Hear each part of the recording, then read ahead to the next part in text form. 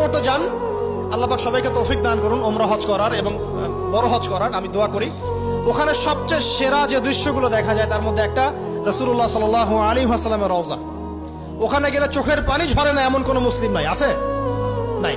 আরেকটা সবচেয়ে মন নরম করা একটা দৃশ্য হচ্ছে জান্নাতুল বাকি, যেটা আমরা বাকিউল গারকাত বলি, যেখানে আপনি দেখবেন সাহাবায়ে কেরাম রাদিয়াল্লাহু আনহুমের কবর, যতদূর চোখ যায় তাদের কবর, কবরের কোনো মাজার নাই, সেখানে কোনো তাওয়াফ হচ্ছে না কবরকে কেন্দ্র করে, সেখানে কবরে কেউ ফুল চড়াচ্ছে না, একটা ছোট্ট পাথর দেখা যায়, খেলার কিছু না।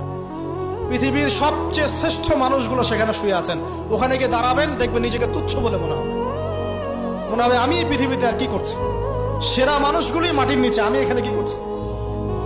তো দেখুন প্রিয় ভাইরা, অবশ্যই অলিয়া উলিয়াদের কবর জিয়ারত করবে, কিন্তু মৃত ব্যক্তি আপনার কল্যাণ করতে পারবে? অকল্যাণ করতে পারবে?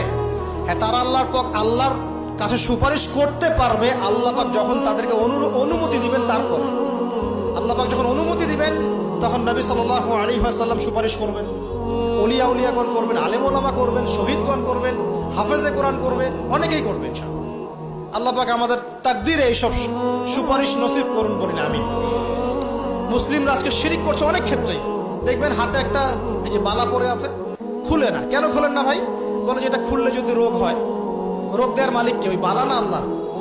এই যে আপনার বিশ্বাস জন্মে নিয়েছে, এই যে বিশ্বাসটা জন্মিয়েছে আপনার হাতের উপরে, এই বালার উপরে, এটাই শিরক, এটাই শিরক।